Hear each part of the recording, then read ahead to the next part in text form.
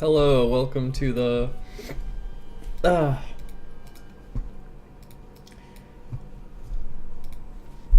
stream where we watch videos.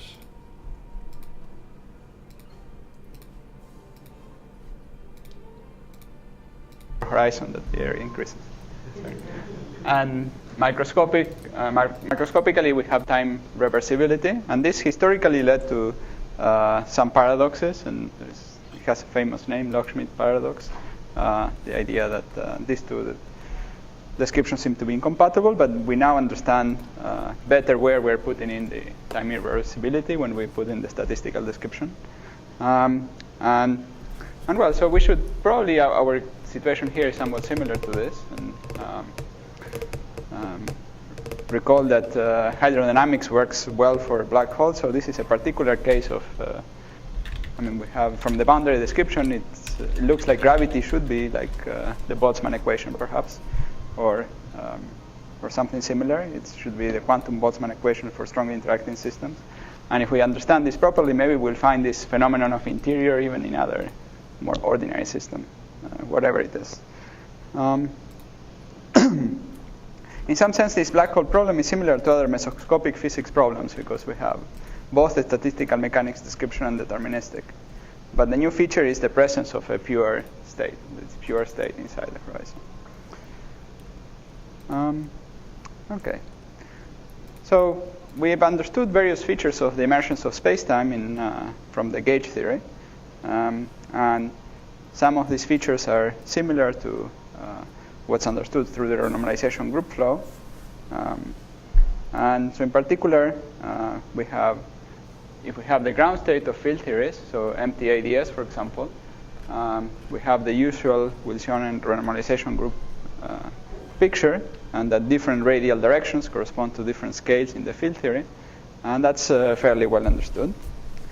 Now, I would like to review some things that condensed matter theorists did to understand a little better this Wilsonian description of the ground states. And I think because they have a lot of similarity to how the geometry emerges, and I'll discuss some of the similarities. This goes by the name of tensor networks. And the simplest example is if you consider spin chain, so we have spins plus or minus a half. So I welcome you to the third and incredibly last of Lenny Susskind's 3 messenger lectures. Since not all of you were here for the earlier 2 lectures, I recall to you that they're billed on the university lecture site as one of the most important. I think so. I don't know. I think he gave 4 lectures, but I want you to keep in mind that I'm 30 years older than he was. Really. I've been here for 4 days now. Yeah, for 4 days now. And this is actually, I think, the 7th lecture or quasi-lecture that I've given. I can't say that I'm sorry that this is the last one. I'm a little bit tired. But I also have to say this has been an incredibly joyous experience. I've loved it. It has been enormous fun. It's been very, very gratifying. And I want to thank everybody who made it possible. I especially want to thank Paul. And I also want to thank all the people who came up to me and said, I enjoyed your lectures. Whether you did or you didn't, it made me feel good. So thank you. As is my wont, I usually start by reading something. It just reminds me of what I'm going to talk about. I always forget in the beginning what I'm going to talk about, and I ramble off onto something else. So I always prepare myself a couple of paragraphs to begin with. So here goes. Einstein and Bohr had a famous debate that lasted at least 20 years. It was a debate over quantum mechanics. I suspect most of you, if you haven't read the debate, at least are very, very aware of it. The debate reached its climax with the idea of entanglement.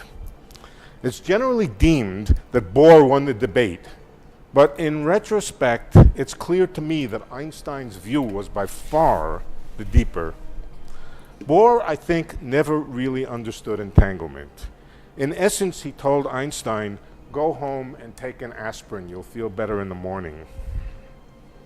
Einstein didn't want to feel better. He wanted to understand it. In 1935, long after, incidentally, he was considered to be irrelevant, Einstein wrote 2 papers on 2 entirely different subjects. At the time, they were widely dismissed. This lecture is a tale of these 2 papers and the amazing connection that is being uncovered between them. I should tell you that at least one of them is the most highly cited of all of Einstein's papers. The 2 papers will be known for this lecture, and they are known as ER, that doesn't stand for emergency room, and EPR. Can this be seen? EPR. ER stands for Einstein and Rosen. He wrote the paper with Nathan Rosen. I will tell you what it was all about as we go along. And EPR stands for Einstein, Podolsky, and Rosen. As I said, these 2 papers were on entirely different subjects. As far as I know, neither Einstein nor anybody else had any reason to believe they were connected. We will see. Okay. So let me begin. Before I begin with the quantum mechanics, let me begin with a classical, completely ordinary experiment. I need some assistance. Anybody want to come up and be my assistants? 2 people? Oh, come on. 2, come on. All right, now, here's the experiment we're going to do. Good.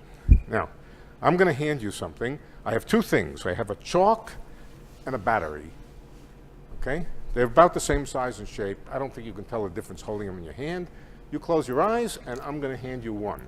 I'm not going to tell you which one. Okay, close your eyes. Okay, you get this one. Now close your fists, don't look. All right.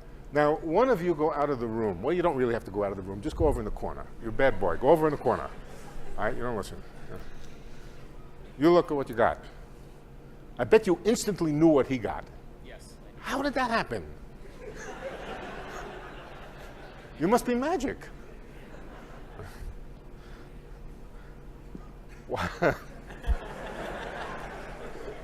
You may sit down now.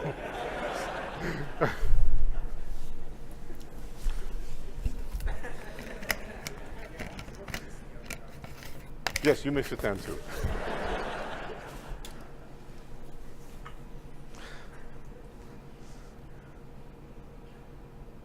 I'm gonna wander off in some other direction for a minute. I have a friend named Jeffrey West. He's a famous physicist. Jeffrey West, I love magic tricks, okay? I'm very bad at them, and so my magic tricks are very, very simple and usually kind of stupid. All right, so Jeffrey West had a 5-year-old child, and I said, what was his name? Josh. Josh, I'm going to show you a magic trick. And he said, oh yeah, please show me a magic trick. I love magic tricks. And I said, all right. You see these 2 rings? Yeah, I see those 2 rings. Now watch this. Watch this. And he said, wow, how did you do that? I said, you can do it. Go ahead, try it. So he thought for a minute, okay. And he put his hand.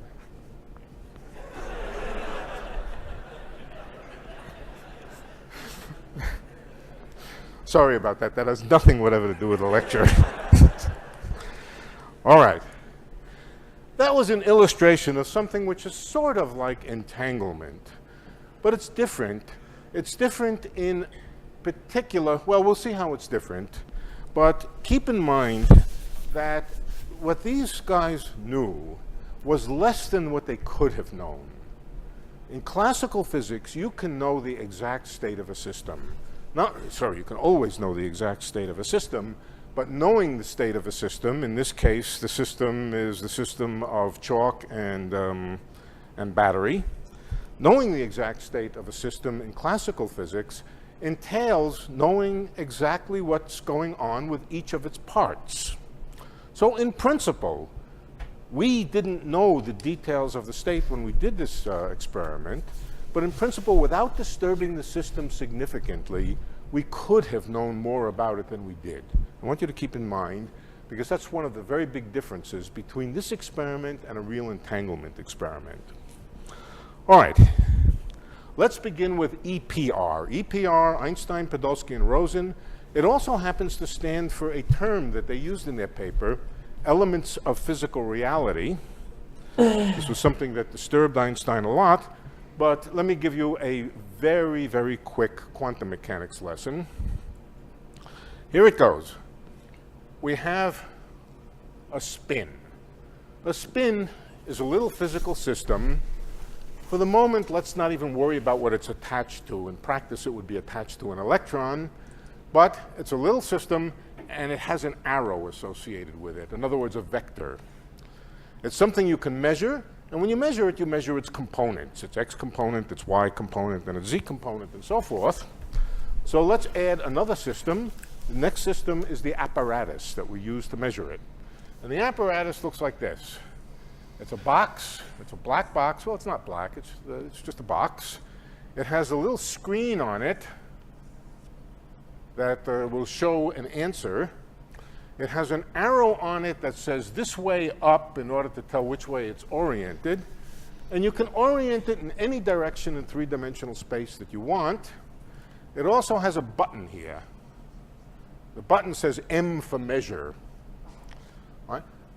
You bring the apparatus up to the spin so that it's in contact with it. You press the button and you get an answer.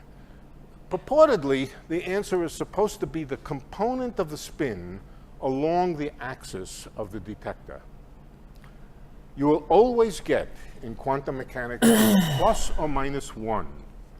No intermediate answer, nothing in between, either plus or minus 1. This is a little bit peculiar that the component of a vector in an arbitrary direction should be plus or minus 1, but we understand this. This is quantum mechanics. This is the weirdness of quantum mechanics, but it's okay. We did our homework, and that's a consistent thing to happen. Now, it is also true that for any state of the spin, in other words, for any precise way that you set up the spin, any state, which means any specification, complete specification of everything that you can know about the spin, everything that you can know, that there is always a direction. It's called the polarization direction, that if you oriented the apparatus in that particular direction, you would always get plus 1. In other words, there's some direction that we would say the spin is pointing along, that if you measure it along that direction, you'll always get plus 1. By contrast, if you orient the apparatus in another direction, you'll get statistically somewhat random results. The more orthogonal the detector is to the polarization axis, the more random it is. And in particular, if this arrow here lies in the plane perpendicular to the polarization of the spin, you simply get random answers. Okay? That's quantum mechanics of a single spin in a nutshell. Now, next question. Can you simulate, can you fool somebody into thinking they're seeing quantum mechanics? Here's your task. You have a computer. Here's your computer. On your computer screen, you have a detector, an apparatus. That apparatus can be manipulated, and it can be oriented in any direction. You have a little M over here, and you take your mouse and you click on that M, and in the box here, or not in the box, in a little circle there, appears a plus or minus 1. Okay. The question is, can you program your computer in such a way as to fool somebody into thinking that in the computer there is a real electron, and this is measuring the real electron and recording the result? Okay. Yes, it's not very hard. You need two things, well, at least two things. Computer scientists might figure out some more stuff that you actually need. But one thing you need is a random number generator, because you have to, under certain circumstances, you have to generate random answers.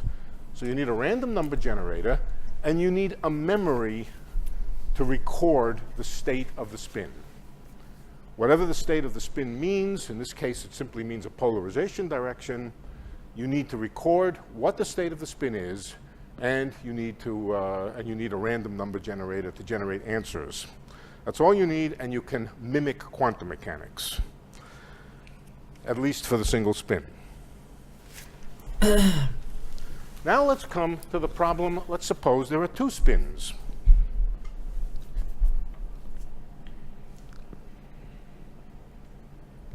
Let's suppose there are two spins, and let's presume that the spins are fairly far apart so that they're not significantly interacting. They're separate. Here's another spin. And here's the detector or the apparatus that's used for measuring that spin.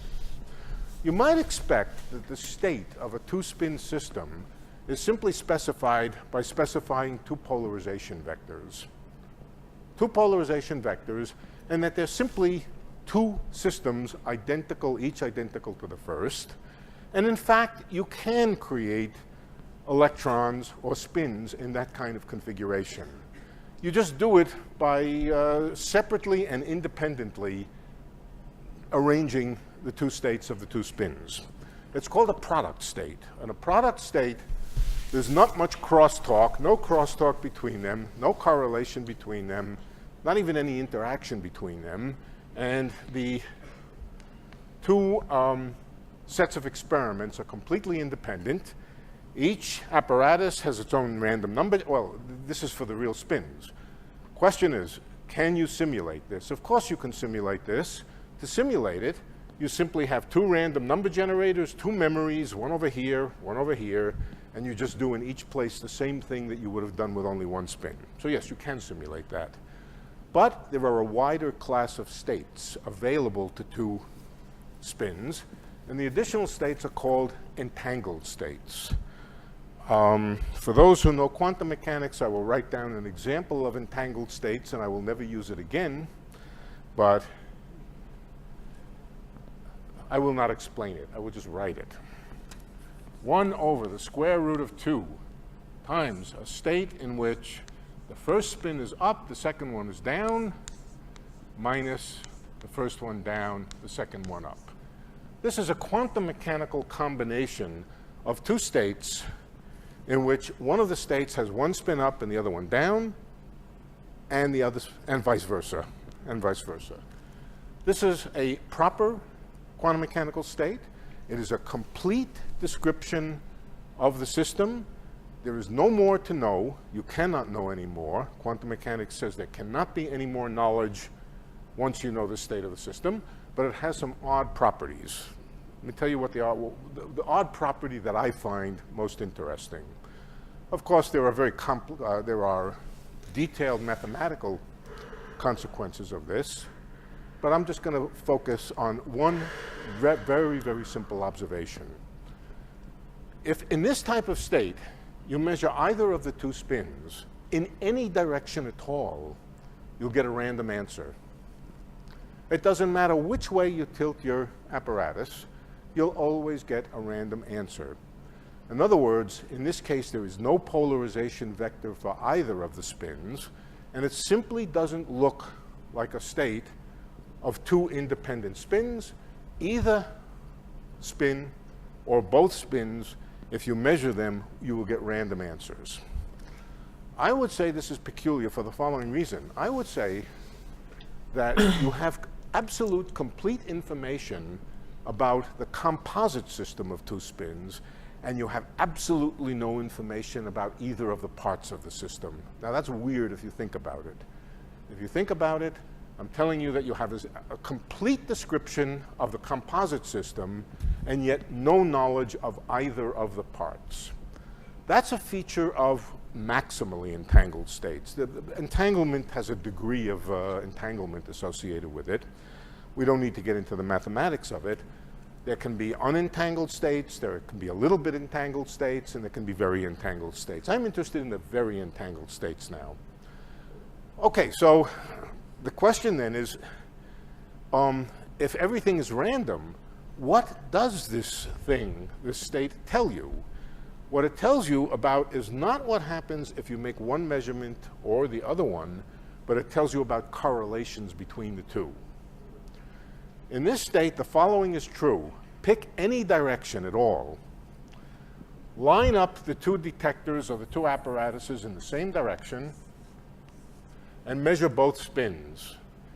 In this state here, you will always, although it's random, whether you get a plus or minus 1, if one of them gives a plus 1, the other one will always give a minus 1.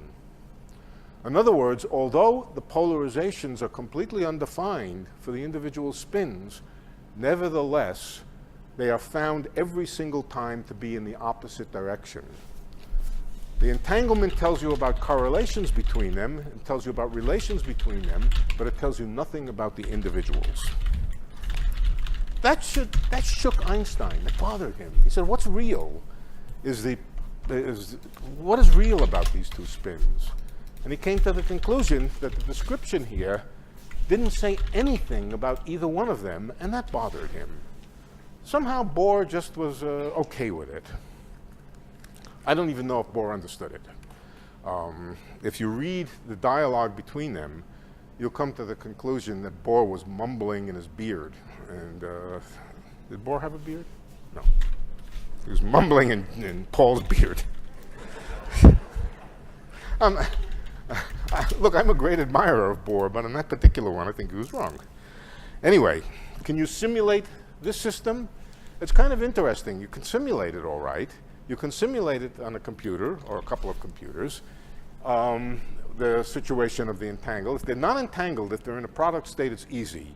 You just make 2 replicas of the detector and everything else. If they are entangled like this, in order to simulate it, you have to do the following. You first of all have to have a kind of central processor which is going to do the computing. So it sits in the middle there somewhere. It has to have the usual random number generator. It has to have the usual random number generator, the usual memory, but now it's it's remembering the state of the 2-spin system, not just 1 spin at a time. It's remembering that state. And the random number generator and associated pieces have to be connected by wires to the 2 distant computers.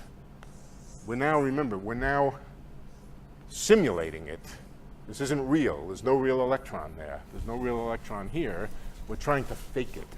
In order to fake it, there have to be wires there. On one side, let's call this Alice's side. We'll use the usual Alice and Bob. On Alice's side, Alice is going to make a decision about what direction to measure the spin in. The instant that Alice decides to measure that spin, or the instant that she starts to measure that spin, a message has to go to tell the random number generator in the system over here what direction Alice decided to make the measurement in, what direction her apparatus was in.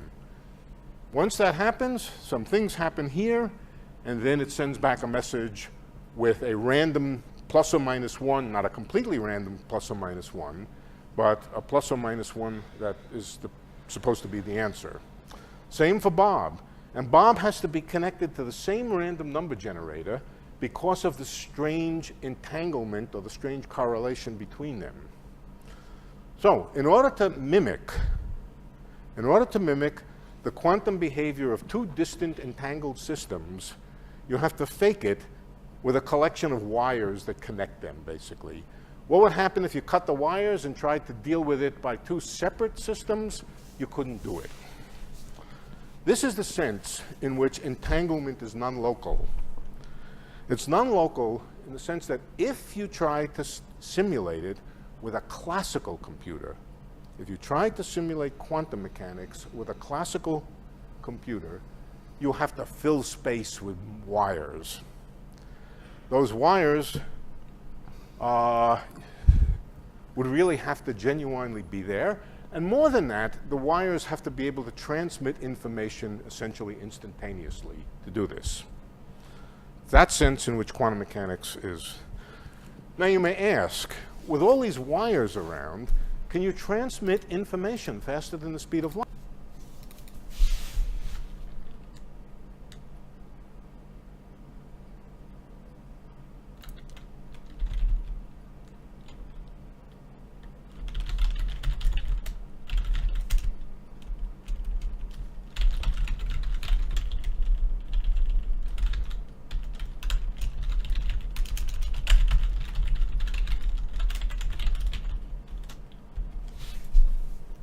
light.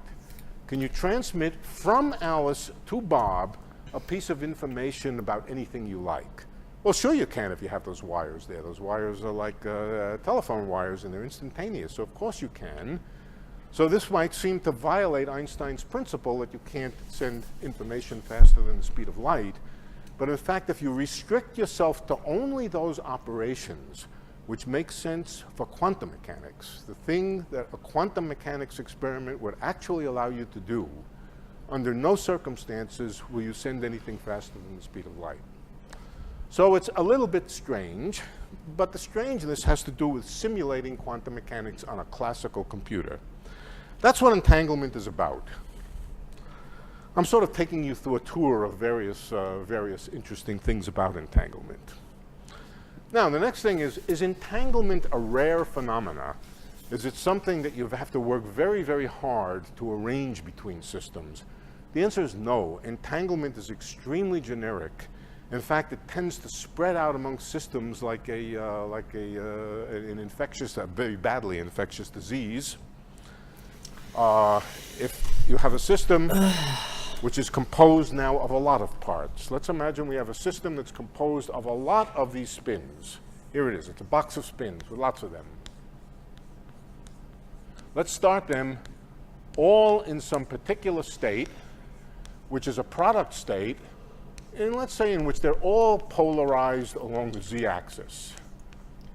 I want to put some more in. I want to have an even number. Okay. We start that way. That is not an entangled state. Each one of these things is in its own private state. They are not entangled. You gain no information about another one by measuring one of them. It wasn't even and number. That's not entangled. Okay. Now Like you he was let them thinking in interact rows, with each 3 other. rows. You let them just interact. But maybe there's even 6 just a little columns. bit. Some kind of forces between them. Maybe some interactions which tend to rearrange them a little bit. And let those interactions persist for a relatively short time, just a fraction of a second. In a very short time, this system will become maximally or very close to maximally entangled. What does that mean?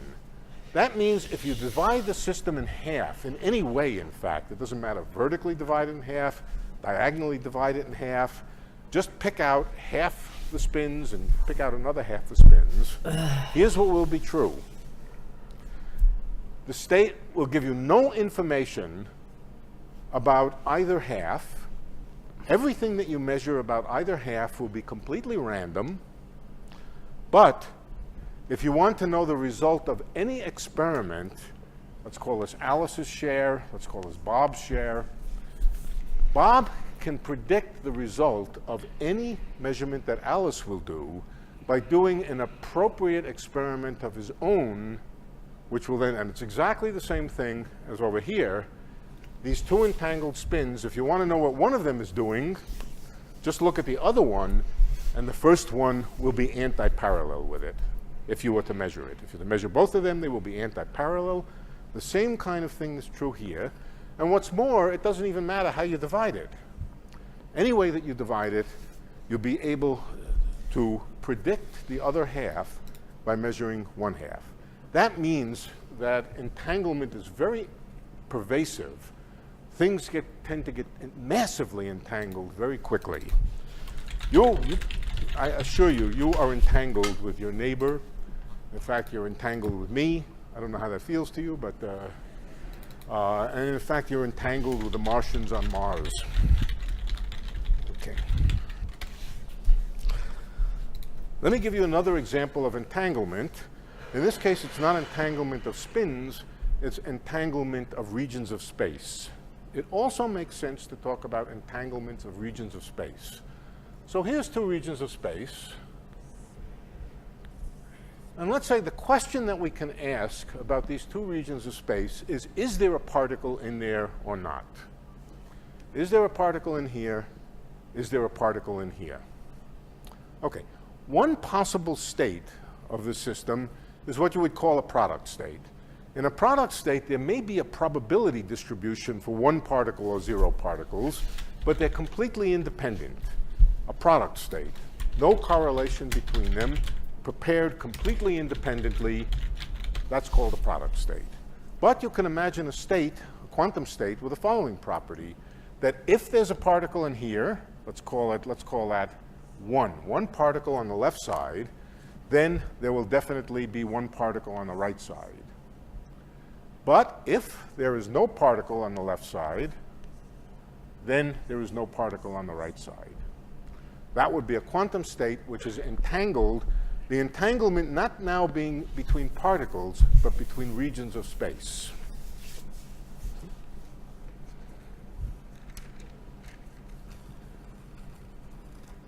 Look, I'm basically a physics teacher, and at this point I always stop and ask, are there any questions? No questions. Then we go on. There will be an exam at the end. So, right. Okay. Now I'm going to tell you about entanglement of the vacuum. Entanglement of the vacuum of space. Space, empty space doesn't sound like it has anything. So how can entanglement be relevant for empty space? Well, there's a whole generation of quantum theorists, in particular very, very active right now, young people, who are studying the entanglement of the vacuum. Are they stupid? No. They're actually studying something extremely interesting. So to understand it, again, you have to go back to things that Feynman said, Feynman and others. Feynman said that the vacuum is full of virtual particles. It's full of virtual particles which come and go. Bip, bip, bip, bip. They come and go. And in fact, they come and go in pairs. If an electron appears in the vacuum, then very nearby it, or somebody nearby, a positron will appear in the vacuum. They come in pairs, and they come and they go, and they come and they go. Now, let's imagine the vacuum, empty space, at some instant of time. Okay, at some instant of time, let's draw space, and I'm going to break up space into a lot of cells. So let's first divide it in half. We're going to divide space in half. Incidentally, I can't draw three-dimensional space, so we'll have to stick with two-dimensional space. The same we could do for three-dimensional space, but here's two-dimensional space, the blackboard, and I'm going to divide it into cells. I guess the official term is tessellate it. Right? We're going to tessellate it, and we're going to tessellate it with little cells which near the boundary here, which are small. These are not really separated. They're supposed to fill the space, but I'm just drawing them in the easiest way that I can. Near the edge which separates the two regions, I'm going to make them small. How small? About the same size as their distance from the dividing line here. And we're going to move out a little bit in both directions and draw slightly bigger cells. How much bigger? Twice as big. Twice as far and twice as big. Twice as far and twice as big.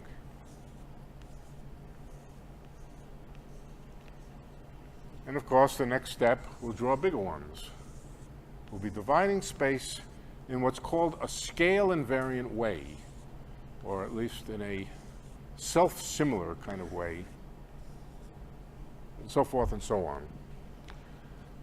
All right, now what I tell you is what has been discovered over the years about quantum field theories, about ordinary quantum field theories are not so ordinary, of course, but about conventional quantum field theories, is that the left-hand side is entangled with the right-hand side, but which means that you can find out things about the left-hand side by making measurements in the right-hand side. What is the pattern of entanglement? The pattern of entanglement, and what does entanglement mean? Let me just say what what's at stake here. We're talking about regions of space, so we're talking about exactly this question. Is there or isn't there a particle in this region? Is there or isn't there a particle in this region? And they're entangled if it's always the case that a particle in here is accompanied by a particle in here, an empty hole over here goes with an empty hole over here. So I'm going to draw some lines between these to indicate that they're entangled.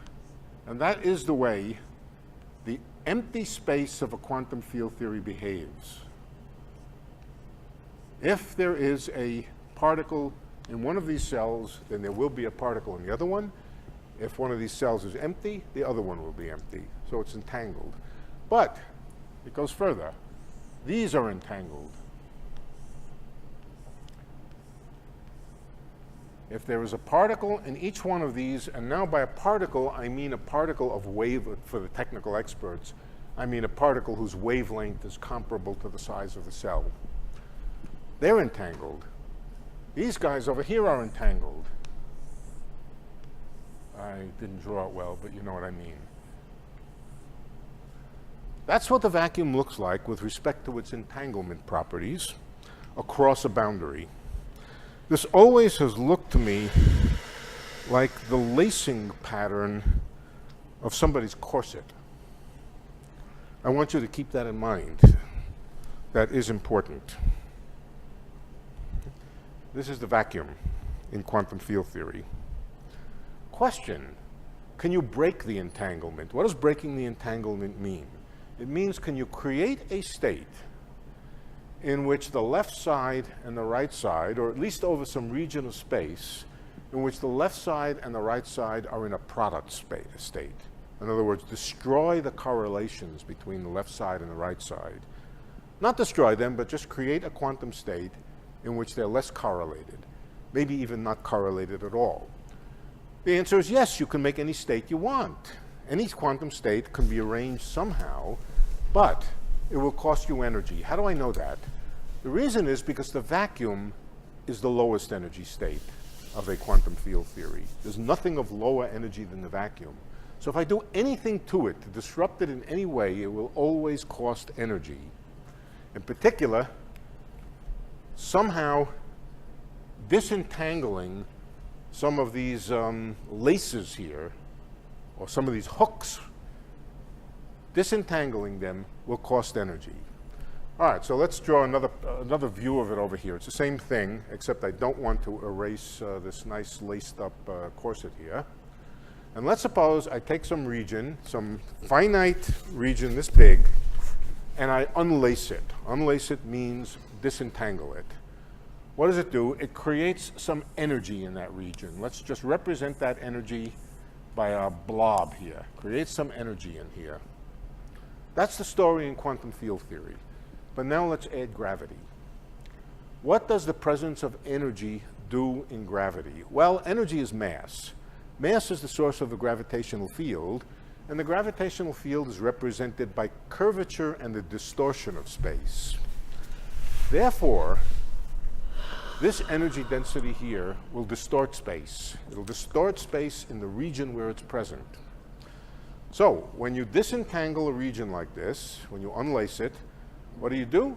You create some kind of distortion of the geometry of space in here. And I'm going to tell you, yes, I'm not here. Tell him I'm not here. I could tell you most of it, but I know, okay. All right, what does it do to space?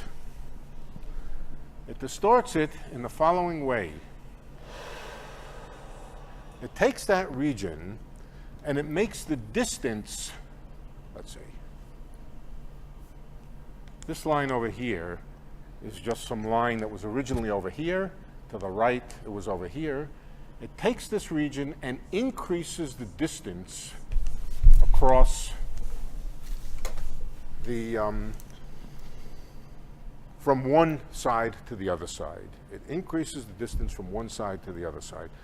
You know, it's exactly, now that I think about it, it's exactly what happens if, I think it was John Wayne who wore a corset, is that right? John Wayne, I think, was the guy who wore the corset. If you would take your scissor and cut the laces here, that's what happens. Space can't hold itself together. This is the sense in which entanglement is the hooks which hold space together. And then the combination of gravity, we're talking about gravity because we're talking about the distortion of space by curvature due to energy. On the other hand, we're also talking about entanglement, so we're talking about some property of the combination of gravity and quantum mechanics. Entanglement is doing some job of holding things together. Now, if you wait a little while, if you wait a little while, the disentangled system will restore its own entanglement. What will happen is the extra energy that was put in here will get radiated away. It'll get radiated away, it'll dissipate itself, and the entanglement will get restored. When the entanglement gets restored, this is pulled back together again. So one might say again that, let's think of it the other way, let's think of it backward now. Instead of saying that breaking the entanglement disconnects space, let's say it the other way, by increasing the entanglement or turning on the entanglement between two regions of space, you pull them together. You pull them together and you create a seamless space in between. So that's a sense in which entanglement is in some way important to the structure of space. It's important to the structure, to the smoothness of space. We'll come back to this.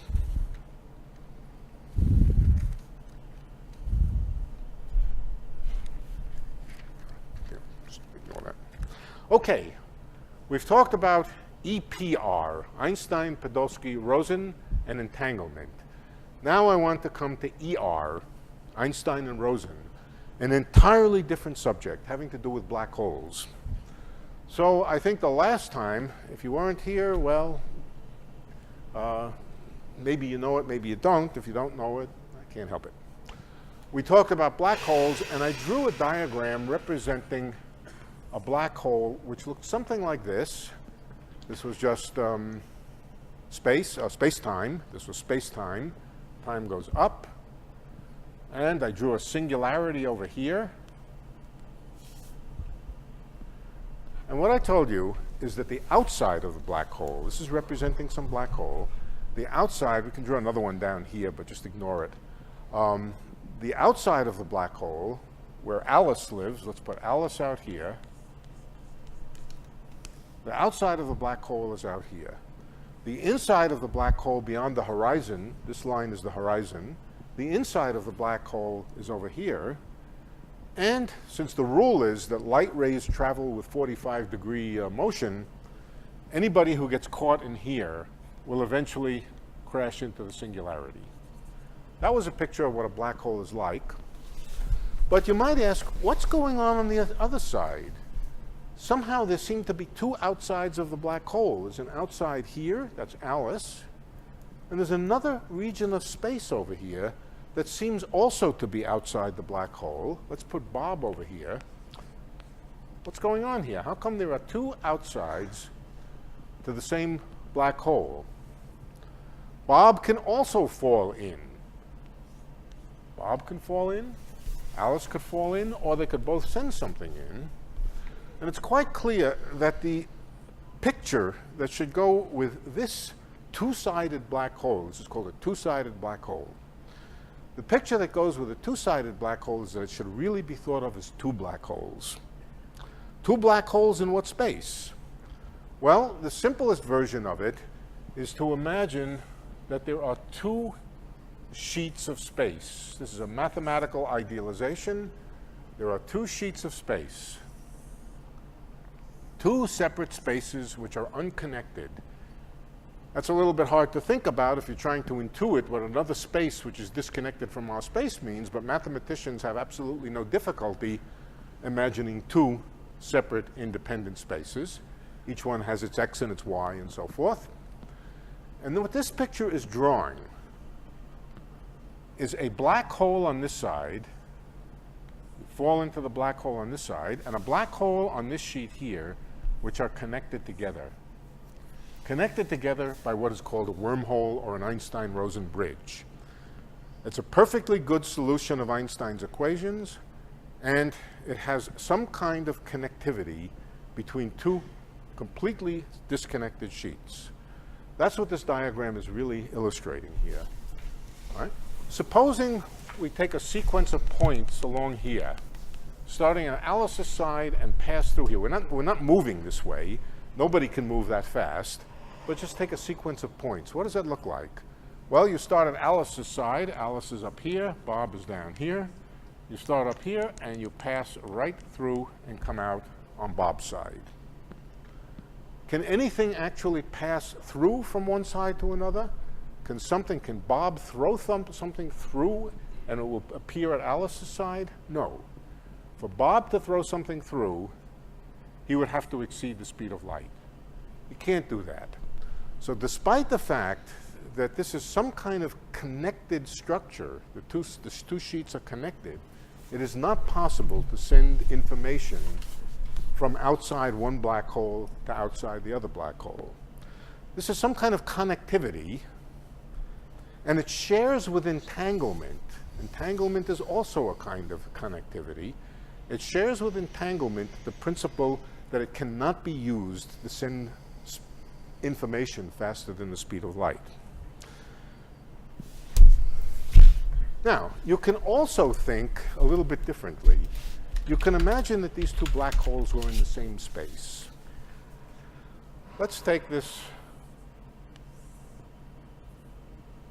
and sort of fold it. Here's what I'm doing. I'm taking a space which looks like this, and I'm just folding it like that. I'm not really doing anything to it. I have not changed its geometry in any way. I've just redrawn it in space so that it's like this. 2 points are far away. This point and that point are far away. They're about a foot away, but I'm folding it so that they look a lot closer. And then I'm joining them by a wormhole. So this could be two black holes in the same space, far apart from each other. Far apart means it takes a long time to go around this way. You can't go from the outside of here to the outside of here altogether, and it takes a long time to go around here. But here's something that Alice and Bob could do. They could have arranged all of this in advance, even before the black holes were made. They could have arranged in advance to somehow make this configuration. We'll describe how you make it in a little while. And then once it's made, Bob, who is 20 zillion light years away from Alice now, but the wormhole connects them, Bob can jump in, Alice can jump in, and they can meet in the interior.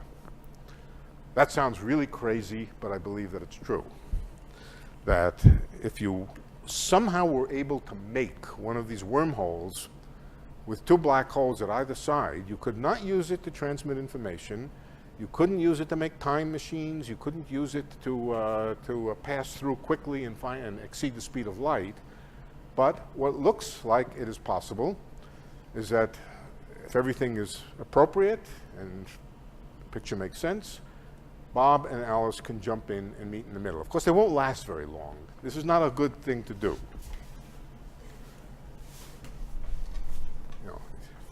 So at some point, somebody I'm sure is going to ask me, yes, but is there an experiment associated with this? Yeah, here's the experiment. And if you meet Alice, or unless you're Alice, in which case you would meet Bob, if you meet Bob in the inside, you'll know that Susskind is right and his prediction is right.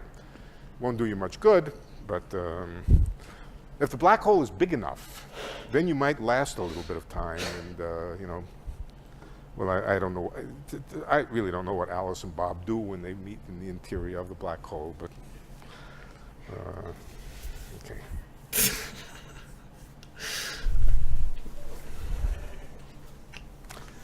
Now, can you have disconnected black holes? Disconnected, I mean that they don't have wormholes between them. Something like that. Just no wormholes between them, that you can't send anything in and play this little trick. Yes, you can. Those are also solutions of Einstein's equations. Two disconnected black holes. What is it that distinguishes the connected and the disconnected black holes? Okay, so let me redraw the connected black hole. There's the connected black hole. And incidentally, right at the waist of John Wayne's waist, right there, that's where the horizons are. Falling in from this side, you pass the horizon here. Falling in from this side, you pass the horizon over here. If the horizons are connected, and space is nice and smooth, What this picture over here tells you is that there must be entanglement across the division. Things over here must be entangled with things over here. In other words, the upper black hole and the lower black hole are entangled. Now, what am I talking about entangled? Black holes have nothing to do with entanglement. They're simply solutions of Einstein's equations. But keep in mind, we're talking about quantum black holes. And quantum black holes have a great deal of information at their horizon. We talked about this last time, that from the perspective of somebody outside the horizon has this pileup of zillions of degrees of freedom. They're quantum mechanical. So on Alice's black hole, there's a population of degrees of freedom over here. On Bob's black hole, there's a population of degrees of freedom over here. Those are the things which describe everything that ever fell into the black hole. And what we're saying is if the black holes are connected by an Einstein-Rosen bridge, they must be entangled. Right? What about the case where they are not connected? Then they simply can't be entangled. In fact, you might think about that as the limit in which the two sides have just wandered off so far that they're really not in contact anymore, in which the entanglement between the two sides has been destroyed. That's the situation corresponding to the two disentangled black holes.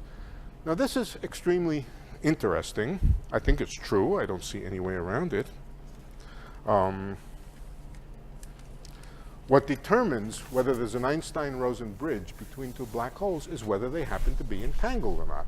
For the moment, let's not worry about how you make entangled black holes. That might be incredibly hard. But let's focus on that idea. This idea that entanglement between two black holes is the same thing as their connectivity by an Einstein-Rosen bridge has a name. It was named, the name comes from Juan Maldacena, as almost everything in physics for the last 20 years is true. It's called ER equals EPR. The presence of an Einstein-Rosen bridge is an indication that the two black holes are Einstein-Podolsky-Rosen entangled. Now, this is a, what shall I say? It seems to me that it follows unambiguously from the principles of quantum mechanics and the principles of general relativity. I don't think this idea is going to go away, ER equals EPR. But it seems extremely far-reaching and surprising. On the other hand, it wouldn't mean anything if there was no way to make a pair of entangled black holes. Thank you for saying that. So let me tell you now, in a thought experiment, how you would go about making a pair of entangled black holes. It's not something that we're going to do in the laboratory. It's not something that we're going to do. This is feeling a little too theoretical. It's like space, but it's something. Please elaborate. In principle, appears to be quite possible. Creating pairs of entangled particles is pretty easy. Well, not so easy if you're an experimenter in this room. You'll probably say, "Oh, come on, it's not that easy." But it's on the scale of 1 to 10, it's pretty easy. How can you do it? Let me give you one way to do it. You know that that if you collide particles, electrons, and they create new electron-positron pairs, collision. How does that happen? It happens by the electron and positron coming together, annihilating into a photon, and then the photon decays into another electron-positron pair. The electron-positron pair come out entangled. Even if the original incoming ones were not entangled, new ones come out entangled. So it's not hard to make electron-positron pairs that are entangled. So let's take it as a given that we can make lots and lots and lots of maximally entangled pairs. Incidentally, maximally entangled pairs are called Bell pairs, B-E-L-L. Bell stands for John Bell, John Stuart Bell, who was one of the really great pioneers who pioneered the study of entanglement in the 60s. They're called Bell pairs if they're maximally entangled. This is a Bell pair. All right, here's what you do. You start creating bell pairs. To indicate that they're entangled, this one's not entangled with this one, it's entangled with this one. To indicate it, let's draw a line across here, a lace, a kind of lace across there.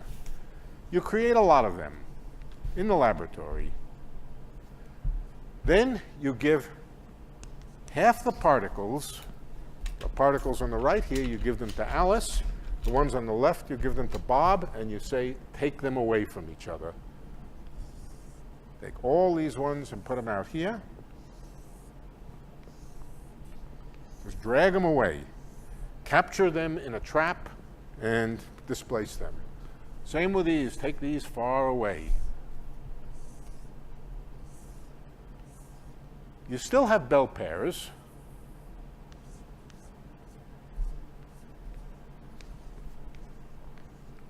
But they're now quite far from each other.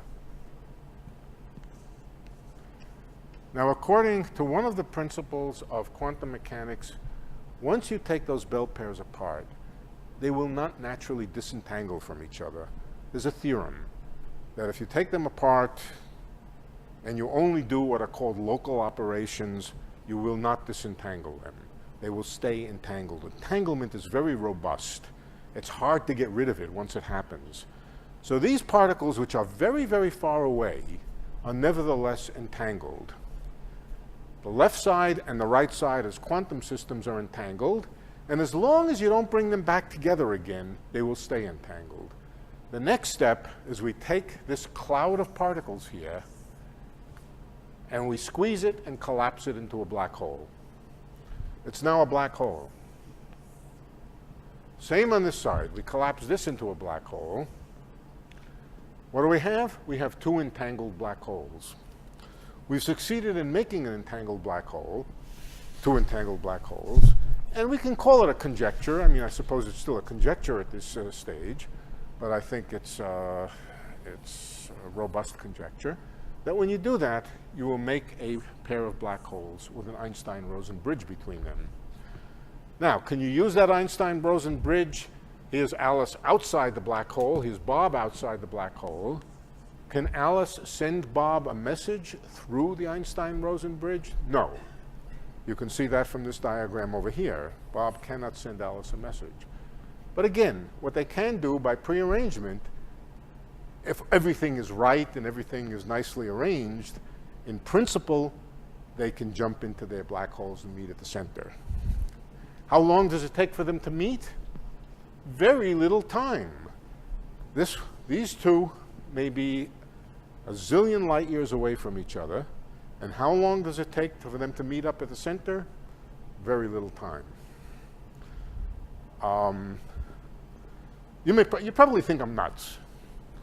No, this is But I think it's making true. sense. This is all very interesting. The question is where it's going. What's it good for? Where is it going? Yeah, continue, please. Nobody's going to do this. This is not an experiment, a feasible experiment. What it has to do with, it's clear that what it has to do with is it's telling us something about the relationship between quantum mechanics and space. It's telling us that the connectivity of space and the connectivity of quantum mechanics through entanglement are one and the same thing. I think this is big news. I think this is something that was going to catch hold. And really what I think it's saying is at the deepest level, quantum mechanics and gravity are not two different things which we have to synthesize together by quantizing gravity. They are somehow the same thing. They are somehow, or at least they are so tightly joined at the hip, the structure of space and the structure of entanglement, or the structure of quantum mechanics, they're so tightly joined at the hip that I think eventually when we get it right, we will not be thinking about quantum mechanics and gravity, or even quantum gravity. We will just be thinking about the Wolf theory. I don't know what it will be called, but it will be one theory, the two sides of which will be quantum mechanics and gravity. That's my opinion. I'm going to stop there and take some questions.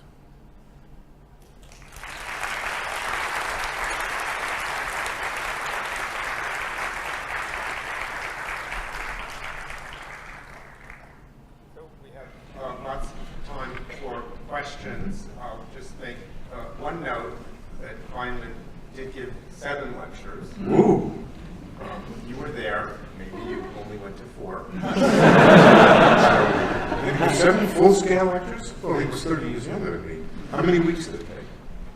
He was born in 1918, so he would have been on the order of 46 years old. No, but how long did it, I didn't ask how old he was, I asked how long did it take to do the 7 lectures? 2 weeks. 2 weeks. So that's 3.5 lectures a week. I did 7 this week.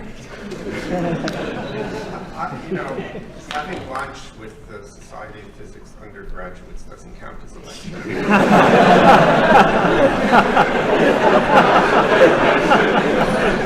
Are there any questions? Yes. Lenny, you know that Bohr wrote a reply to EPR. In which, yes, and John Stuart Bell read it and said it was completely incomprehensible. Many people have had that reaction. Yes. Did you? But in fact, well, I've struggled with it many times over the year. Right. But I think that reply demonstrates that Bohr understood perfectly well what entanglement was. In particular, he says, there is nothing new about this. Yeah. When you do a measurement, Yeah. the apparatus becomes entangled with the microscopic system that you are measuring, which is absolutely correct. Yeah. And he then goes on It is correct. to analyze what EPR was saying Yeah. in terms of such an experiment. That could well be. I don't know. But I think I'll tell you my own story with entanglement. My own story with entanglement is I learned about entanglement when I was a very, very young undergraduate student. And my reaction to it was the same as Bohr's. Oh, this is just quantum mechanics. It's not all that interesting. It's just the consequence of ordinary quantum mechanics. I would say I missed the boat. I missed the boat in realizing just how interesting it was.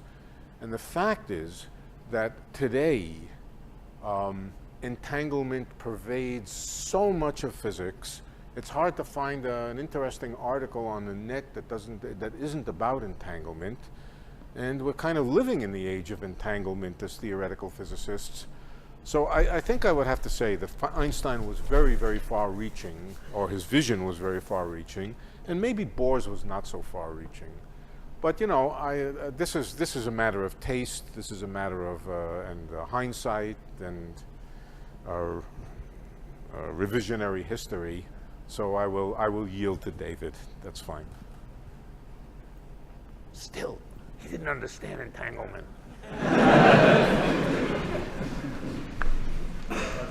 Yeah, Al? Oh, welcome. Very universe mechanisms that we create this separation of example. It's hard to do. So what we see of the universe is a Okay, so in inflationary cosmology, or better yet, the question is how much of this is relevant to cosmology. I'll phrase it that way. In de Sitter space, which means accelerating expansion, accelerating, expanding universe has horizons. In fact, a de Sitter space has the same kind of structure, a very, very similar structure to this two-sided black hole. And there is a sense in which the interior of de Sitter space, the space-time of an accelerated universe, is a kind of Einstein-Rosen bridge. So I think it's almost reasonable to say that we live in an Einstein-Rosen bridge, the Einstein-Rosen bridge connecting two distant regions of de Sitter space. I'm not sure if that's what you had in mind or not, but there is certainly a connection that yeah, no. Well, Lenny, does this work imply that either space, time, or space-time are quantize? I think it goes beyond that. I think it, see, we always wanted to quantize gravity the same way we quantized electrodynamics. I think that's ultimately going to be seen as misguided, that there isn't this theory which you quantize, but the two of them are so tightly joined that at some level neither of them makes sense without the other. So I would say it's not a matter of quantizing gravity, it's a matter of understanding the interrelationship between quantum mechanics and gravity. But yes, it certainly says that space-time has quantum mechanical properties. In fact, it's almost completely due to quantum mechanical properties in this view. But this is a thing which is in its infancy, and people are struggling with it. I told you what I think. Okay. So what if some of the particles between those two, Alice and Bob? Yeah. What if they're what? Yeah. If the, yeah, that's right. Entanglement has degrees of entanglement. I simply talked about no entanglement, which is the product state idea, and the maximally entangled situation. There are partially entangled states. Partially entangled states have the property that you can't learn everything about one by looking at the other, but you can learn some fractional information. Yeah, you can certainly have partially entangled black holes, in which case this Einstein-Rosen bridge tends to be longer.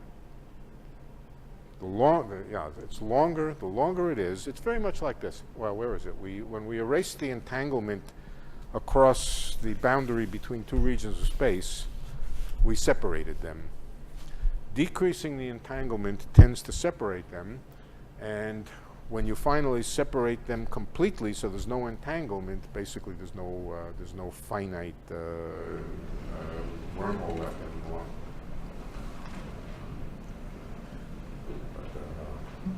So if I have two entangled particles that are far What's away. that? I have two entangled particles far away. What keeps me from changing the state of a particle on one side and making a measurement on the other side? So that I kind of have faster than light communication. Nothing prevents you from doing something on one side and then doing a measurement on the other side. But whatever you do on one side will have no influence on the probability distribution of the second side. The probability distributions for all things you can measure over here will not change if you do whatever you do at this end. So you can do that, and it's exactly like the penny in the, well, it wasn't the penny and the dime, it was the chalk and the battery.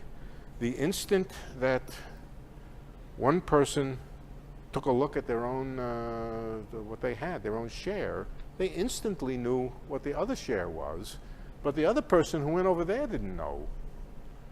So it's the same thing with entanglement. When Alice does an experiment, she instantly knows what Bob would get if he did the experiment, but Bob doesn't know. And everything about his experiment is unchanged by the probabilities, so it's not a way to communicate.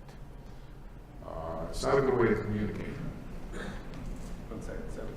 How do you like inherently entangle the vacuum? How do you entangle vacuum? Vacuum is entangled. But you say that you entangle more than you zip up? The entanglement happens because of these virtual particles.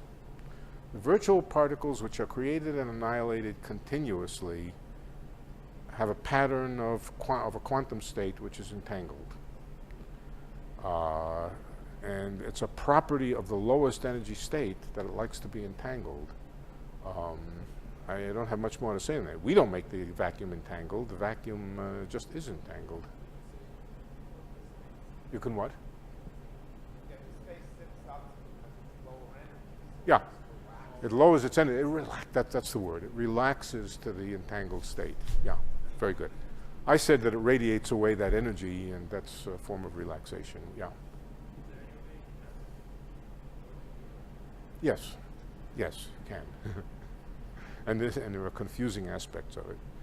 You can have, yes, you can certainly have more than two particles entangled. Well, the example that I gave, where did I do it? I said, supposing you have a box of particles, a box of spins, and you let them interact with each other. they all become entangled in a very, very complex pattern, and the pattern is such that if you divide them in half in any way, you'll find one half very entangled with the other half. But you can also divide them into 3 shares, or 4 shares, or 5 shares. Give one to Alice, one to Bob, one to Charlie, and so forth, and they still share some kind of entanglement. Yeah. But it's a very prescient question, Yes, it is. because as Charlie Bennett has emphasized, That's a different Charlie. there's a notion of monogamy of Yes. entanglement, in the sense that 2 particles can be maximally entangled, but only 2. You can't have 3 that are maximally entangled. That's right. If A is maximally entangled with B, then neither one of them can be at all entangled with C. But you can have partial entanglements where there's a fractional degree of entanglement between all 3 of them.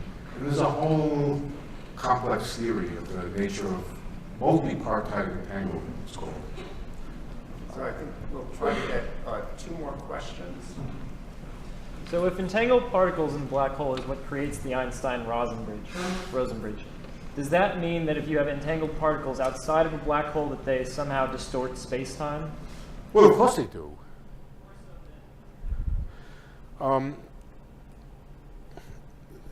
I think what you're asking is the question, if you have 2 entangled particles, ordinary particles, is there some sense in which there's an Einstein-Rosen bridge between them? I think the answer is yes, but I think it's so microscopic. I mean, it's not something you're going to jump into, right? So when you create these particles and you pull them apart, for the moment you haven't collapsed them into a black hole, and they're just separately, individually, not individually, but in pairs, forming these entangled pairs. Is there some sense in which this entanglement that I drew there is really secretly a microscopic wormhole between them? I'm not sure that's a useful concept or not, but what is true is when you squeeze them together and concentrate that entanglement in small little regions as big as a black hole, this entanglement will create a Einstein-Rosen bridge. So you might just think that this entanglement is already a sort of a precursor to the presence of Einstein-Rosen bridges. That's the way I am inclined to think about it. Incidentally, this idea of ER equals EPR, it appears in a paper, and it appears in a number of papers with myself and Juan Almacena, but the idea was really Almacena's idea. Okay, one more. There's an idea of relating entanglement to entropy in the arrow of time. So I heard arrow of time and I heard entanglement. Are they? I think they are. I think they are.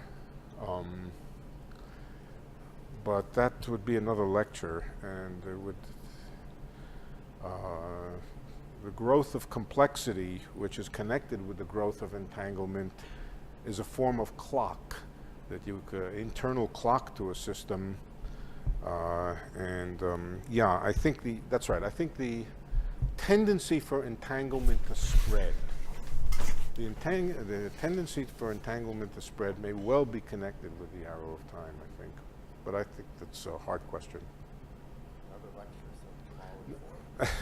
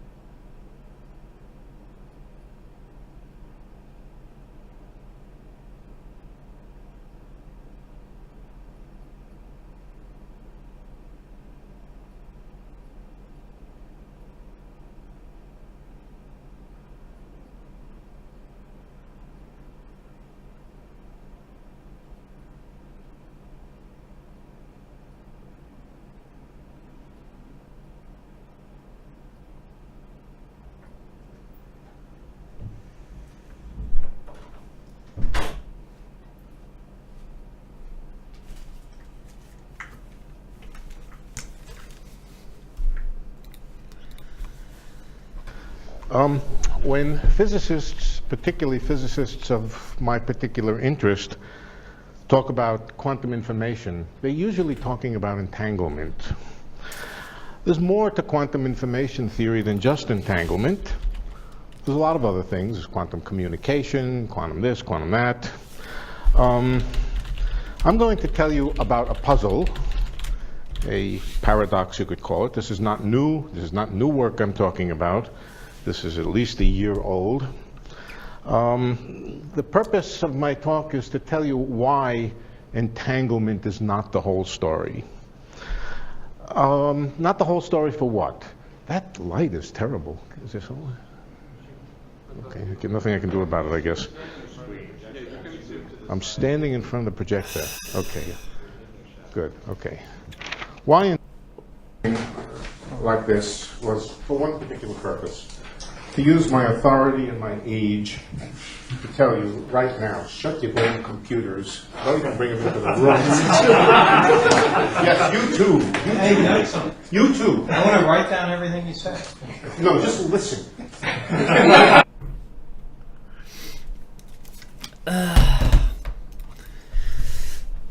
I don't know if I'm watching more shit right now. I don't know what I'm doing.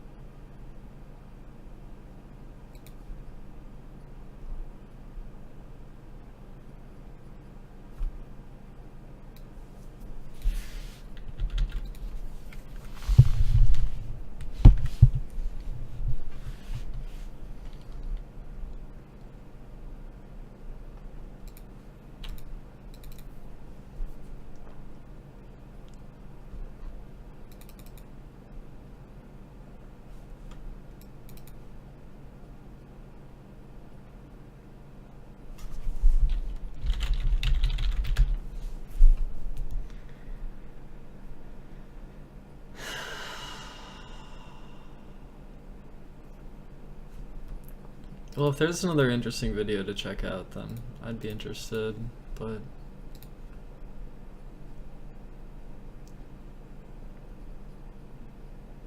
we could look around and see what there is.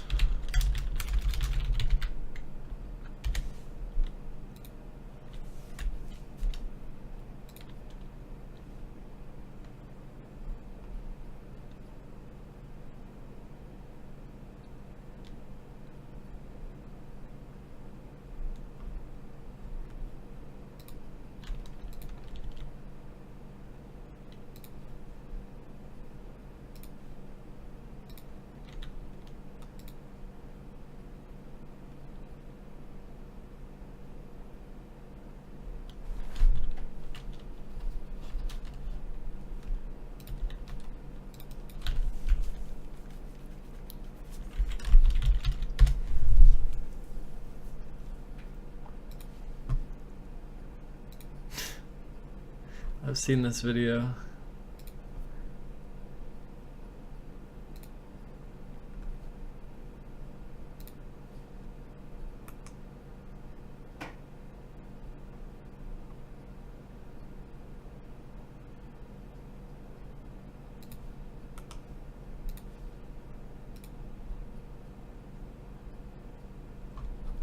Do you want to watch a video?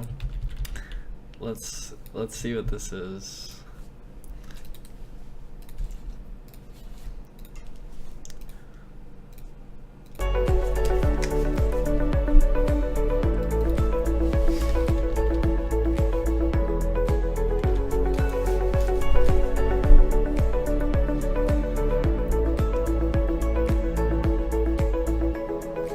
We have a lot of impact of technology, and I think at the end of every year, I sort of go back and look at what's happened during the past year. And I remember I did this in December of 2016, and I could palpably feel the speed at which things were speeding up. And I feel like this is something we're all going to be facing. My mom used to say that the world is getting faster, and I think that we're living in a time where what is possible is speeding up at such an accelerating rate that it's going to challenge our sense of stability. One of the things that's changing as well is the cost of things. And so we talk a lot about the notion that technology is going to cause us to lose our jobs, lose our income. But there is a countervailing force that's going on right now at the same time, which is the demonetization of living. And I'd like to chat a little bit about that. And this is more to give you a sense and a feeling of something that perhaps you already know is happening, but to give you a way of looking at the world differently. So I believe we're rapidly moving towards a world where all of these things that we use, that we need to be alive, if you would, Maslow's hierarchy of needs, are very rapidly trending towards zero cost. And it's going to change capitalism in a very fundamental fashion. No, that better fucking happen, considering like the homelessness crisis and everything else. So there's models for what this looks like, and one of the best models, believe it or not, is the early Star Trek world. Gene Roddenberry, who created Star Trek, viewed that world as being sort of post-capitalism, where money had very little use, very little value, until the Ferengi appeared in Next Generation and screwed that all up. But at the end of the day, in a world in which technologies like the replicator exists, your ability to actually create something and have something where scarcity no longer exists, where everything becomes abundant, changes the whole economic sphere of our world. One of the technologies that is sort of in the horizon that's taking us in that direction, of course, is the whole notion of nanotechnology, nanobots. And this is sort of the Eric Drexlerian view of the future. And I know companies, Ray Kurzweil and I advise a company that's working in this specific area. And it's extraordinary to see where it can go in the not too distant future, like the next 20 years, 30 years at the outmost, where if I have a nanobot and I ask it to replicate itself 500 times, and I give you each one of those nanobots, you then have the ability to create anything you literally want that is a function of only three things: the energy, the raw material cost, and the cost of the information. And so we're living in a world where you can have a Ferrari, a mansion, or literally anything for near zero cost. So that's sort of, if you would, the boundary condition that we're heading towards. We are, in effect, heading towards a world where a lot, not all things, but a lot of the basic things of life are going to be at near marginal cost. And a lot of what's driving this is the fact that we have faster, cheaper computers that are fundamentally driving a whole slew of technologies. And as these computers trend towards faster and faster capabilities, you've seen this chart 1,000 times from Ray Kurzweil's book, The Singularity is Near. Those technologies are all getting faster. And what we're seeing is what I call the 6 Ds of exponential growth. That we're going from a world where, this is 2014, 300 hours of video per minute. In 2015, it grew to about 500 hours per minute. But this is interesting, right? YouTube today serves up 1 billion hours of free content per day. So we're living in a world where communication is marginally free, where entertainment is marginally free. You heard a great presentation, those of you in the room, from Ramez Nam, and I'll just cover a few of these points. But you know, we're living in a world where we have 8,000 times more energy hitting the surface of the Earth from the sun than we consume in a species. And as it turns out, the poorest countries in the world are the sunniest countries in the world. An interesting lineup there that shouldn't be lost on you. And as we look at this, you know, 2016, the year that renewables were cheaper than coal, right? Coal will not ever recover. 25% of the world's power last year came from renewables. Nations around the world are fully divesting from oil and gas. Scotland, 106%. Costa Rica, well over a year running on renewables. Germany, in April, hit 85% of its electricity from renewables. You heard this from Hermes as well. India to only sell electric cars by 2030. As I fly, I'm a pilot, and as I fly over LA, when I look down over LA, I don't see the farms of photovoltaics or the farms of solar thermals. You see rooftops and you see tar. And of course, what's interesting is that we're going to turn all of those areas into solar collecting, right? This is a kilometer of solar road deployed in Normandy, and Tesla selling its solar rooftops. You saw these numbers, the actual number now that Hermes mentioned at 2.4 cents per kilowatt hour. And of course, to have abundant near-free energy, you need storage. Now this is the gigafactory out near Reno. That's not news, but the fact that Elon's prediction that 100 of these gigafactories worldwide give us all the storage we need for a fully electric economy is pretty significant. Let's look at transportation. At Abundance 360 this year, I spent time with Jeff Holden. Jeff's a dear friend. He's a chief product officer at Uber. Previously, he was a chief product officer at Amazon. He's very smart. And his prediction is that we'll have fully autonomous Ubers on the road within 2 years. This is pilotless, driverless, fully autonomous Ubers. And as part of that, that electric autonomous cars are 10 times cheaper than owning a car.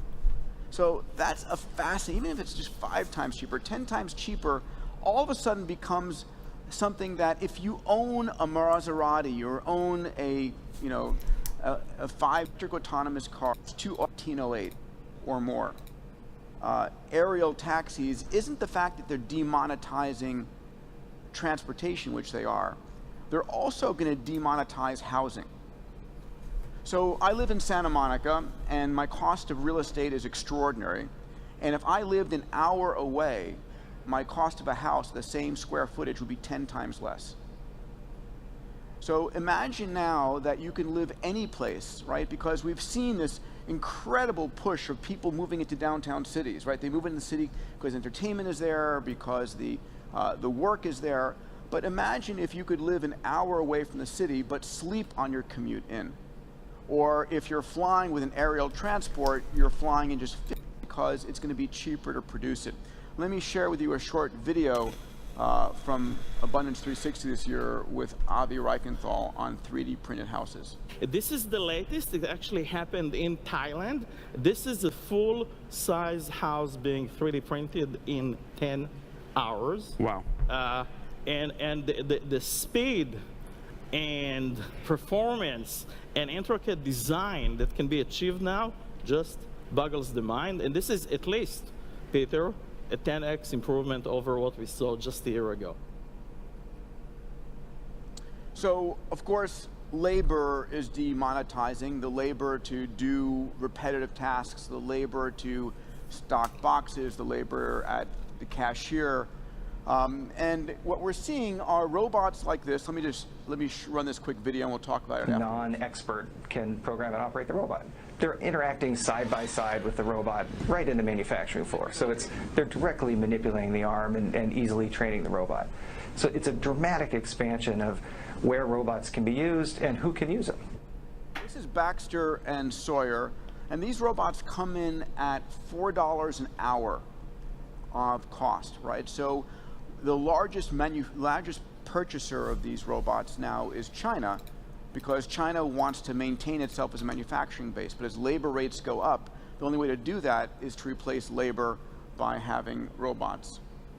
Education, we're in the midst right now of a $15 million Global Learning X Prize. This is $15 million funded by Elon Musk that asks an Android software package to take a group of children who are completely illiterate and take them from illiteracy to basic reading, writing, and numeracy in the course of 18 months.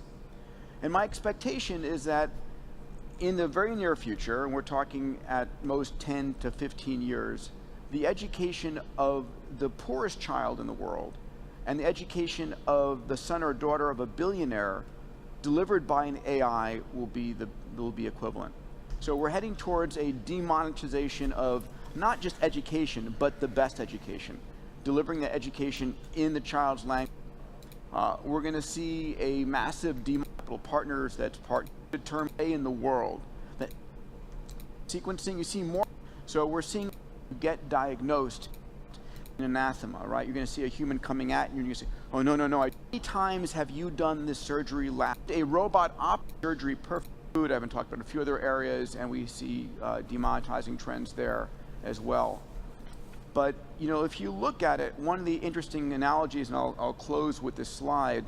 So this is the slide of when Kodak lost the game, right? So this is film photography falling off a cliff, and we're going to see this with gas cars falling off a cliff as autonomous electric cars take off. But, you know, this is back in 2011, and what's interesting is I projected it forward, and the number last year was 1.2 trillion. Right, so we're going to start to see these kinds of changes where we're demonetizing and changing the game around the world. If you'd like a copy of these slides, if you text to that phone number, assumption, we're going to demonetize those things, but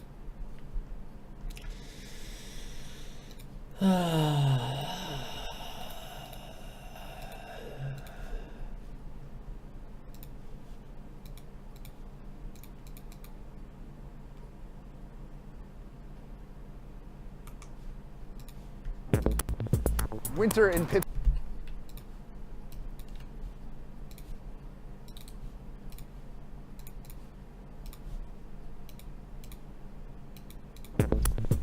Winter in Pittsburgh is freezing, but we've just seen a very peculiar battle heat up behind me at the Rivers Casino here in Pittsburgh. So day one is really you're walking into a complete unknown. This is a never before seen opponent. As a player, it just plays very differently, like nothing that the internet has ever seen. 4 of the world's best players have been taking on an artificial intelligence called Narcissa at AI researchers' game of choice, Heads Up No Limit Texas Hold'em.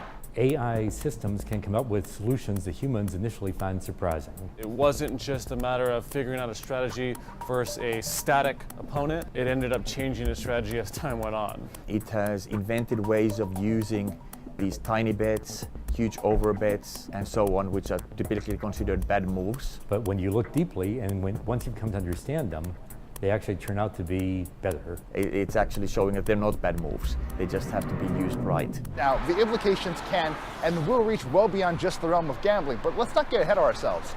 For now, let's take a look at Narcissa, how it works, and what's happening with the people trying to take it down.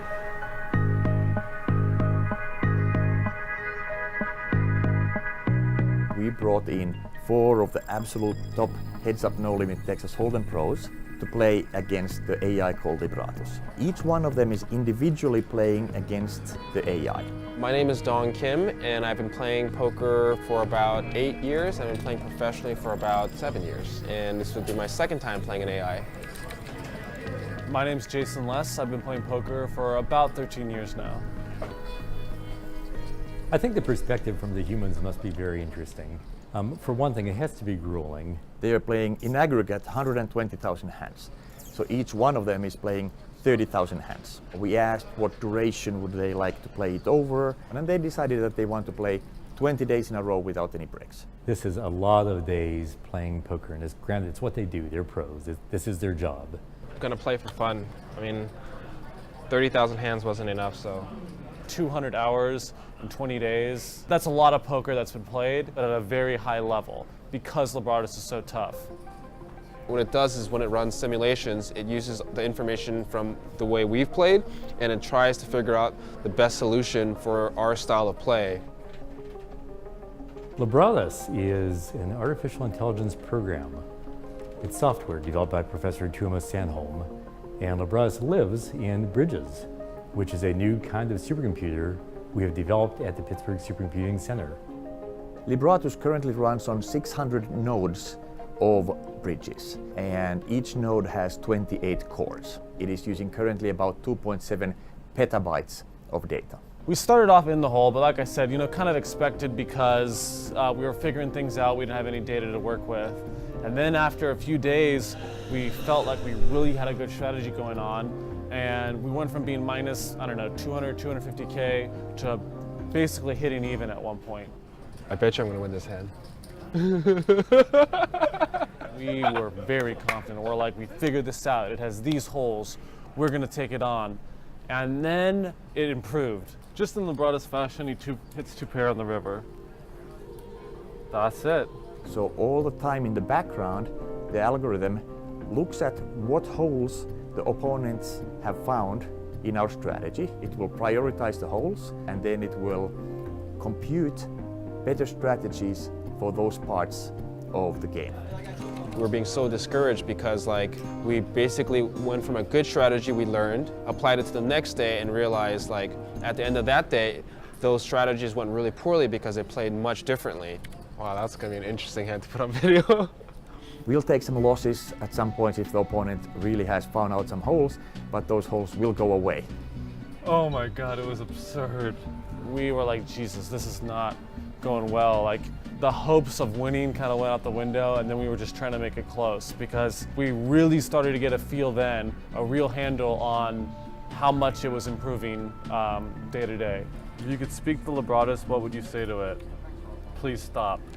This is really an important milestone for artificial intelligence because unlike other games where the complete state is known, in poker you have to make decisions with incomplete information and without necessarily revealing your own information. Heads-up no-limit Texas Hold'em poker has emerged as the leading benchmark for measuring the quality of these general-purpose algorithms for solving imperfect information games. In contrast, in games that are perfect information like tic-tac-toe, checkers, Othello, chess, Go, the player whose turn it is to move knows exactly the state of the world. An imperfect information game is a game where when it's a player's turn to move, the player doesn't exactly know the state of the world. Heads up, no limit Texas Hold'em poker, it's a huge game of imperfect information. So it has 10 to the power of 160 different situations that the player can face. So that's 1 followed by 160 zeros. And that's more than the number of atoms in the universe. So you cannot just brute force your way through it. It would be too big to even write down. It takes a machine learning approach that I think is interesting because Professor Sandholm did not teach Libratus how to play very good poker. He taught the rules of poker. And then the program found the optimal strategy. So we have not programmed the strategy for poker, we have programmed the algorithms for solving imperfect information games. That's actually what's really true about this AI. It makes the sickest value bets and value raises. It knows exactly how thin it can go. I swear it learns from our ranges somehow, I don't know. What makes Libratus' style unique is it uses a mixed strategy. It'll do lots of different things with lots of different hands, different frequencies at the time. It plays these weird bet sizes that are typically considered really bad moves. So these include tiny underbets like 10% of the pot, or huge overbets like 20 times the pot. Humans aren't like that. Humans, for the most part, tend to be, I'm gonna bet these hands on this flop, I'm gonna check these hands here, I'm gonna raise these hands here. Libratus mixes in a whole bunch of everything to make it unpredictable. It's just very difficult to deal with. So the playing style is really unlike any other human. It forms collective wisdom, things it can refer back to, and then the learning continues. And all of this knowledge feeds back into the program for the next day, for the next round of competition, for the next session. And so what the humans are finding is that as they have tried new things, and they have, Libratus compensates. We analyzed some data, and we thought that we had good reason to believe if we 3-bet a ton of hands to smaller sizing, Libratus wouldn't play well against that. Because in previous days, it wasn't playing that well against that. Because that's really how you're going to beat an AI that has a weakness. You find its weakness, and you go all out, or at least that's what we thought. These players are very clever. So they are doing coordinated search for holes in the bot. They're playing different sizes to see if one of the sizes works better than another. But I think that they've come to the conclusion that In the normal range of bed sizes, the biggest holes have already been patched. So now they are playing very large bed sizes. So we came out firing that day with the good old 80% 3-bet, which if anyone knows anything about heads up, that's just insane. And then we went and looked at the data afterwards and we saw new statistics, new numbers. No, now this 3-bet to this size and stuff was no longer working well. So the humans are now in a way painted into a corner where they're playing these very big bet sizes in hopes of finding holes that haven't been patched yet. But playing these big bet sizes itself is not a very good strategy.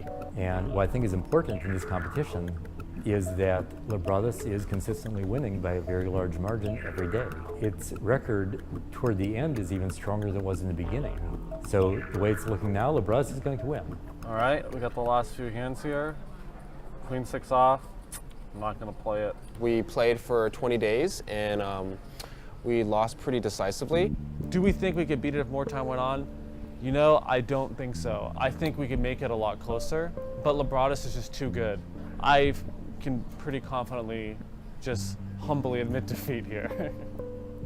So I'm very happy that Libratus won with such high statistical significance. There is at this point no question that Libratus is better than the best human players in Heads Up No Limit Texas Hold'em. And I believe that this has significant implications for the future.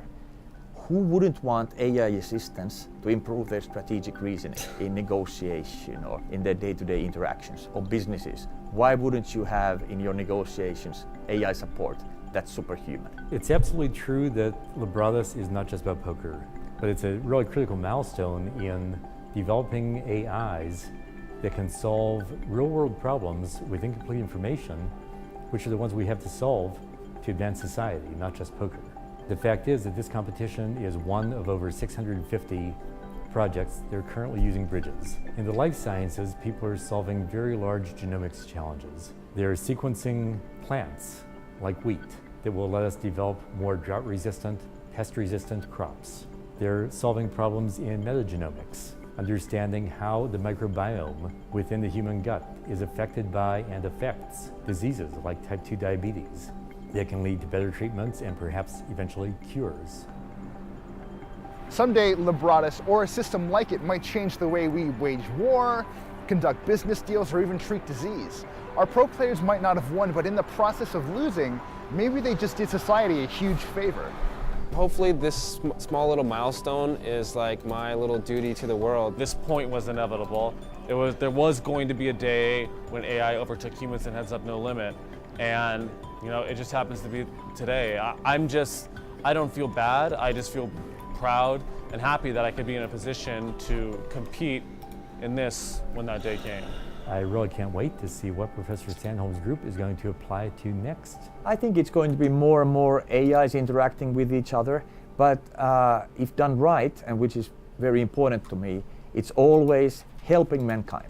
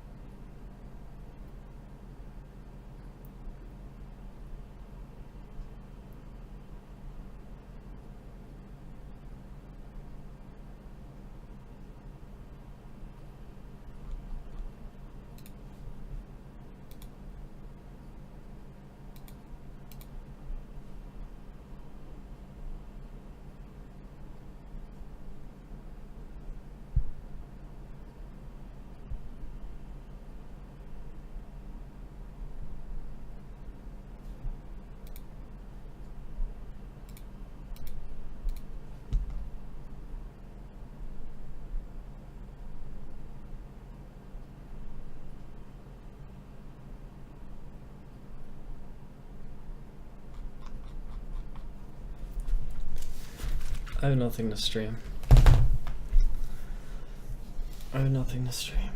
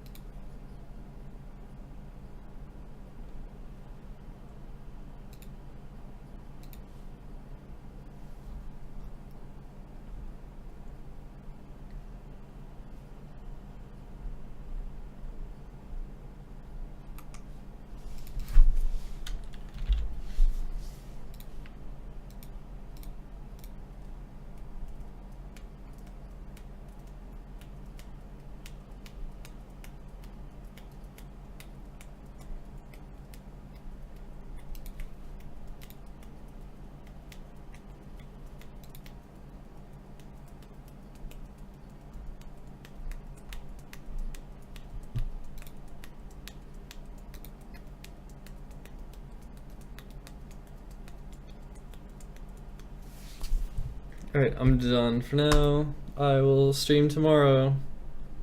More Flying Machine tomorrow. Thanks for watching.